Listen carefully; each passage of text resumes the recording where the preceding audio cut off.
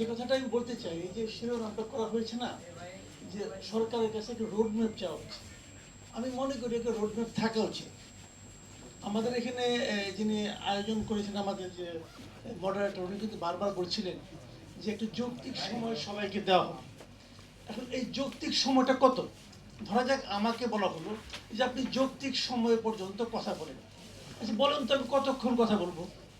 এই যৌক্তিক সময়টা কি আমি নির্ধারণ করব, নাকি উনি নির্ধারণ করবেন, নাকি দর্শক যারা আছেন, শ্রোতা যারা আছেন তারা নির্ধারণ করবেন? যার পেটে এই মুহূর্তে ক্ষুধা আছে উনি চাইবেন তাড়াতাড়ি বক্তব্য শেষ হোক, যে আমি লাঞ্চটা করব। আর যে এইমাত্র লাঞ্চ করে আসেছেন তার তো কোনো সমস্যা নাই, বলুন ভাই বলেন, আপনি তো বলেন ভালো, সমস্যাটাকে শুনি। যৌক্তিক সময়টা কে নির্ধারণ? উনি কিন্তু নির্ধারণ করে দিলেন যে আপনারা সবাই 1 মিনিট বলেন। কেউ কি 1 মিনিট বলেছেন? কেউ বলেন নাই। কারণটা কি? কারণ যারা বলেছেন তারা মনে করেছেন 1 মিনিট কোনো যৌক্তিক সময় হতে পারে না। তাহলে ঘটনাটা কি ভাই? আপনি ধরেন আপনার বাড়িতে আপনি একটা রুম নতুন করে বানাবেন। আপনি যখন একজনকে কার্পেন্টার ডাকবেন, অথবা একজন রাজমিস্ত্রিকে ডাকবেন, অথবা একজন আর্কিটেক্টকে ডাকবেন, আপনি প্রথম কি জিজ্ঞাসা করবেন বলেন তো? প্রথম প্রশ্ন, ভাই তুমি কত নিবা এবং তারপরে তুমি কত দিনে করবা? এখন উনি যদি বলে আমি এটা যৌক্তিক সময়ে করব, ভালো কথা, করবে যৌক্তিক সময়ে। এখন উনি যৌক্তিক সময় করতে, উনি যদি এক্সপার্ট হয়, ওনার যদি আরো কিছু চাহিদা থাকে যে এখানে শেষ করে উনি আরেকটা কাজ ধরবেন, বড় কাজ, উনি কিন্তু ওনার যৌক্তিক সময় তখন 3 দিন হবে। আর উনি যদি মোটামুটি বেকার থাকেন, আমাদের অনেক উপদেষ্টার মতো অবসরপ্রাপ্ত থাকেন, যে কাজ পাচ্ছেন না, তো উনি কিন্তু আস্তে আস্তে ঠুক ঠুক ঠুক ঠুক করে করে ওটা চালাবেন। বলবেন ভাই আমাকে কাজ দিলেন কেন, এইটাই আমার যৌক্তিক সময়। এখন প্রশ্নটা হলো এখানেই, ভাই আপনি কত দিনে করবেন আর আপনি কি করবেন? এটা কিন্তু সবার মনে প্রশ্ন আছে। সবাই বলতেছে আমরা 15 বছর এই সমস্যায় ছিলাম, ওই সমস্যায় ছিলাম, আরেকটু অপেক্ষা করতে পারেন না? আমি পারি, আমি আরেকটু অপেক্ষা করতে পারি। প্রশ্ন হচ্ছে আরেকটু মানে কতটুকু? এটা বলেন আমাকে। যে আরেকটু মানে 3 দিন বলেন, আরেকটু মানে 2 বছর বলেন। ওরা যদি বলেন আমার 5 বছর লাগবে, দেখবেন মানুষের চেহারা চেঞ্জ হয়ে গেছে। বলে ভাই তুমি কেন 5 বছর নিবা? কারণটা কি? তুমি কি এই 1 মাসে প্রমাণ করতে পেরেছ যে তুমি 5 বছর পর্যন্ত থাকার যোগ্য? পেরেছে প্রমাণ করতে? দেখেন আমি একটা কথা বলি, দ্রব্যমূল্য, বিদ্যুৎ, আইন শৃঙ্খলা, এই 3টা খাতে এই সরকার মিজারেবলি ফেল করেছে। অন্য সময় হলে এই সময় আন্দোলন হতো, ওদের আন্দোলন হচ্ছে না কেন? হচ্ছে না এই কারণে আমরা আসলে একটা হাবিয়া দুজকে ছিলাম। আমরা হাবিয়া দুজক থেকে বের হয়ে এসেছি। বের হয়ে আসার পর দেখতেছি আমার এই আঙ্গুলে আগুন লাগে, এই আঙ্গুলে আগুন লাগে, এই আঙ্গুলে আগুন লাগে। এই 3 আঙ্গুলে আগুন কিন্তু আমি অন্য সময় সহ্য করতাম না, কিন্তু আমি তো দোজকে ছিলাম ভাই। দোজক থেকে বের হয়ে এসেছি, এই জন্য ওই তাপটা এখনো টের পাই। 2টা দিন যাক, আমি কিন্তু হাবিয়া দুজকের কথা ভুলে যাব। তখন ওই আঙ্গুলের সামান্য তাপ আমার কাছে অসহ্য লাগবে। তখন আপনি কি করবেন? আপনাদের কি সেই প্রিপারেশনটা আছে? অনেকে হয়তো বলবেন, একটু আগে আমি প্রথম এসে শুনলাম আমাদের এক বক্তা, ওই যে রাশেদ খান, উনি বলতেছিলেন যে বেসরকারি বিশ্ববিদ্যালয়, পাবলিক বিশ্ববিদ্যালয়, প্রাইভেট বিশ্ববিদ্যালয়ের মধ্যে একটা দ্বন্দ্ব তৈরি হয়েছে। এই দ্বন্দ্ব তো অবধারিত। এই সরকারের প্রথম ভুল যেটা ছিল, ভুল আছে কিন্তু, আপনি বলবেন যে আপনি ভুল ধরেন কেন? আরে ভাই ভুলই তো ধরবো, তারা তো ফেরেশতা না, মানুষ তো, মানুষের ভুল হবে না? আপনি যদি মানুষের ভুলটা ধরিয়ে না দেন, সে নিজেকে ফেরেশতা মনে করতে থাকবে। যেমনটা আমাদের আগের প্রধানমন্ত্রী মনে করতেন যে ঈশ্বর এবং সে মাঝখানের কেউ নাই, কারণ ওনার কেউ ভুল ধরে দেওয়ার সাহস পেত না। সবসময় দেখতাম আমাদের বন্ধু বান্ধব যেমন এমন হাত কসলা কসলি করতো, আমার ধারণা চামড়া বোধ হয় 1 মিলিমিটার ক্ষয় হয়ে গেছে। এবং এগুলি করতে করতে তাকে বোঝানো হয়েছিল যে আপনি আসলে প্রায় ঈশ্বর, একটু বাকি আছে।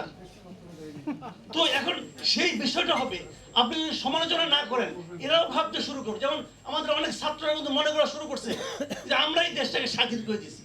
না রে ভাই, ঘটনাটা সেরকম নয়। আপনারা স্পার্কটা জ্বালিয়েছেন, কিন্তু স্পার্কটা জ্বালানোর আগ পর্যন্ত দেশের কাঠিটা আপনি জ্বালাইছেন, আমি অস্বীকার করি না। তার আগ পর্যন্ত এই যে আগুনটা জ্বলেছে, কাঠটাকে কেটে আনা, শুকানো, একসঙ্গে জড়ো করা, এই কাজটা গত 16 বছর ধরে দেশের প্রত্যেকটা মানুষ করেছে। তো তাদেরটাও আপনি একটু স্বীকার করেন। প্রথম ভুলটা হয়েছে আমাদের প্রধান উপদেষ্টা আইসারি বললো যে আমাদের প্রাথমিক এমপ্লয়ার হলো ছাত্ররা। এটা উনি বলতেই পারেন না। উনি একটা মহা অন্যায় করেছেন, এবং এই যে বলেছেন, বলাতে সবাই মাথায় উঠে গেছে, আমি তো এমপ্লয়ার, তোমার আমি যে কোনো সময় সরাই দেবো। এটা হয় না, এইভাবে হয় না। এটা একটা সামগ্রিকভাবে এটা দেশের অর্জন, এই দেশের মানুষের অর্জন, এবং সেই অর্জনটা নিয়ে আপনারা সিনেমিনি খেলতে পারেন না। আমি আবারও বলছি, যে সুযোগ আমরা পেয়েছি, আমরা আর ইহকালে এরকম সুযোগ দ্বিতীয়বার পাবো না। আমরা যদি এই সুযোগটাকে নষ্ট করি নিজেরা ধাক্কাধাক্কি করে, তাহলে এর চেয়ে বড় হতাশা এই জাতির জন্য আর কিছু হবে না। রাশেদ খান যে কথাটা বলেছে, বিরোধ তৈরি হয়েছে, কেন হয়েছে, কেন হবে না? আপনি 2টা স্টুডেন্টকে নিয়ে উপদেষ্টা বানাই দিচ্ছেন, ভুল করেছেন। আরেকজন উপদেষ্টা, সে নাকি সক্রেটিস নিয়ে আপনি বানাইছেন আপনার উপদেষ্টা, ভুল করেছেন, সিম্পলি ভুল করেছেন আপনি। এতে মনে হয়েছে কি ওই প্রাইভেট বিশ্ববিদ্যালয় তারা বলতেছে আমি কি কম সক্রেটিস নাকি? আমার লোক আলাপ করেন, কোন বিচারে, কোন পরীক্ষায় তারা ফার্স্ট সেকেন্ড থার্ড হয়েছে বলেন তো আপনি আমাকে। এই দেশের প্রত্যেকটা ছেলে মেয়ে আন্দোলনে ছিল, আন্দোলনের সৈনিক, আন্দোলনের সেনাপতি ভিন্ন জিনিস, এগুলি মাথায় রাখতে হবে।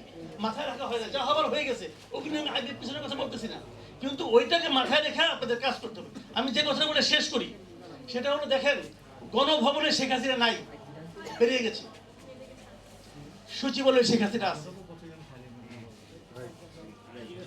সচিবালয়ে শেখ হাসিনা আছে, গণভবনে শেখ হাসিনার অফিসে পিএমওতে যতগুলি ডিরেক্টর ছিল, ডিজি ছিলেন, যারা যারা ছিলেন, 2 থেকে 3 জন চেঞ্জ হয়েছে, বাদ বাকি সবাই এখানে বসে আছে, সচিবালয়ে সবাই তারাই বসে আছে। একটা স্বৈরাচারী সরকারের আমলা দিয়া একটা বিপ্লবী সরকার চলতে পারে না, পারে যে না, তার সবচেয়ে বড় প্রমাণ হলো 71 আমরা দেখেছি, বঙ্গবন্ধুর নেতৃত্বে দেশ স্বাধীন হয়েছে। উনি এসে, আপনি বলেন তো, 71 সালে 15 ডিসেম্বর পর্যন্ত যে আমরা পাকিস্তানকে সার্ভ করেছি, 16 ডিসেম্বর তারা কি এমন হয়ে গেল যে তারা বাংলাদেশের পক্ষে চলে আসলো, এবং তার জন্য ফলাফলটা কি হয়েছে? 3.5 বছরের মাথায় ওনাকে সপরিবারে মরতে হয়েছে।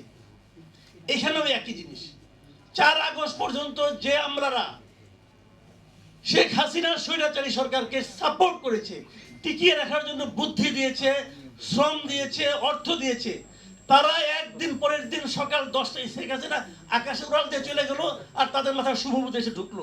এটা হয় রে ভাই, তারা সবাই ফেরেশতা হয়ে গেল, এটা হয়। তারা এখন অভিনয় করছে, অভিনয় কি করছে, যে কিভাবে এই সরকারকে ব্যর্থ করা যায় সেই অভিনয় করে যাচ্ছে। এবং যদি এভাবে চলতে থাকে, যদি এদের নিয়ে যদি মনে করেন, এই আমাদের এই এনজিও গ্রাম সরকার, যাকে এগুলোকে ফান্ড করে বলে যে কিছু এনজিও এবং কিছু গ্রামীণ নিয়ে এনজিও গ্রাম করছে, তো এরা যদি ওটা যদি গুরুত্ব না দেয়, যদি তারা ভাবে যে না কোনো সমস্যা নাই, সব সচিব আমার কথাকে বাস্তবায়ন করবে, যদি তারা মনে করে, আমি মনে করি তাদের কপালেও দুর্ভোগ আছে।